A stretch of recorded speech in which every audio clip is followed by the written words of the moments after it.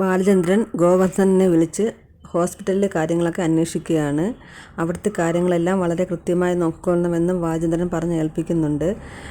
ശിവേട്ടനോ രാജീവും എന്തെങ്കിലും പറഞ്ഞാൽ എല്ലാം എനിക്ക് ബാലേട്ടനോട് ചോദിച്ചിട്ടേ ചെയ്യാൻ പറ്റുകയുള്ളൂ എന്ന് കർശനമായിട്ട് പറയണമെന്നൊക്കെ പറയുന്നുണ്ട്. നീ അവർ നന്നായി നിരീക്ഷിക്കണമെന്നൊക്കെ പറയുന്നുണ്ട്. ബാലചന്ദ്രൻ്റെ വീട്ടിൽ നിന്ന് അവരെ ഇറക്കി വിട്ടതിന് ശേഷം ശിവേട്ടൻ നേരെ ഹോസ്പിറ്റലിലേക്കാണ് വന്നതെന്ന് ഗോവർദ്ധനം പറയുന്നു.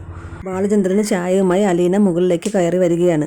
അച്ഛൻ ഇതുവരെ ഒന്നും കഴിച്ചില്ലല്ലോ, ഇത് കുടിക്കുമെന്നും പറഞ്ഞിട്ട് അലീന കൊടുക്കുന്നു. സ്നാക്സും ഉണ്ടാക്കി കൊണ്ടുവന്നിട്ടുണ്ട്. നീ ഒന്നും കഴിച്ചില്ലല്ലോ എന്ന് ബാലചന്ദ്രൻ ചോദിച്ചപ്പോൾ എനിക്കും വിശപ്പ് കെട്ടുപോയി എന്ന് അലീന പറഞ്ഞു.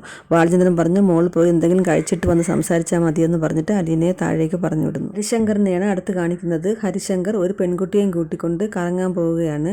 എവിടേക്കാന്ന് അവൾ ചോദിക്കുമ്പോൾ വാ നമുക്ക് പോകാം കയറ് എന്ന് പറഞ്ഞിട്ട് അവളെയും കൂട്ടിക്കൊണ്ട് പോകുന്നു. മനു അപ്പോൾ ബാലചന്ദ്രൻ്റെ വീട്ടിലെത്തുന്നു. മനുവും അലീനയും കൂടി ഇത് സംസാരിക്കുകയാണ്. മനുവും പറയുന്നുണ്ട്, വൈജയന്തി ആൻറ്റിക്ക് ആക്സിഡൻറ്റ് പറ്റിയെന്ന് അറിഞ്ഞതിൽ പിന്നെ എനിക്ക് വിശപ്പും ദാഹവും തോന്നിയിട്ടേ ഇല്ല എന്ന് പറയുന്നു. അലീന മനുവിന് ചായ എടുത്ത് കൊടുക്കുന്നുണ്ട്. അലീന തൻ്റെ സങ്കടങ്ങളൊക്കെ മനുവിനോട് പറയുകയാണ്. ഞാൻ വന്നത് ഇവിടെ എല്ലാവർക്കും വലിയ ബുദ്ധിമുട്ടായി, എല്ലാവർക്കും ഒരു അപമാനമാണ് ഞാൻ. ഒരാൾക്ക് പോലും എന്നെ ഓർത്ത് അഭിമാനിക്കാൻ ഒന്നുമില്ല. ഞാൻ ആരാണെന്ന് അറിഞ്ഞാൽ എന്നെ ഓർത്ത് അവർക്കെല്ലാം അപമാനം മാത്രമേ ഉണ്ടാവുകയുള്ളൂ. ഞാൻ ഇങ്ങോട്ട് വരേണ്ടവളായിരുന്നില്ല എന്നൊക്കെ പറയുന്നു. കാരണം അച്ഛനാണ് ഏറ്റവും കൂടുതൽ അപമാനം ഉണ്ടായത്. അച്ഛൻ ഒന്നും തുറന്നു പറയാൻ കഴിയുന്നില്ല.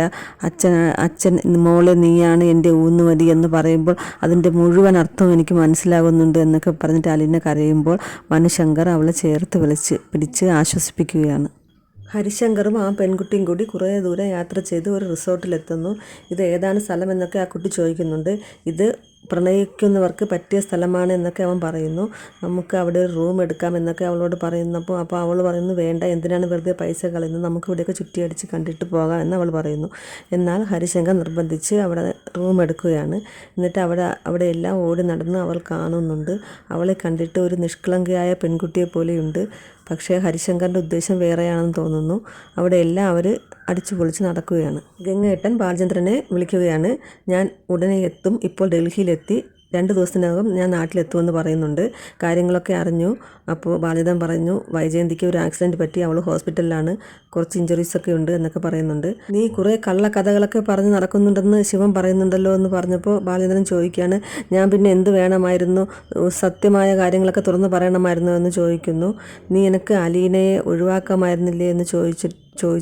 നിനക്ക് അവളുമായിട്ട് രക്തബന്ധമൊന്നും ഇല്ലല്ലോ എന്ന് പറഞ്ഞപ്പോൾ ബാലചന്ദ്രൻ പറയുന്നു, ആര് പറഞ്ഞു, അവൾ എൻ്റെ സ്വന്തം മകളാണെന്ന് പറഞ്ഞു. അങ്ങേട്ടൻ പറയുകയാണ്, ഞാനന്ന് നാട്ടിൽ വന്നപ്പോൾ കാര്യങ്ങളൊക്കെ ഏതാണ്ട് ഞാൻ ഊഹിച്ചിരുന്നു.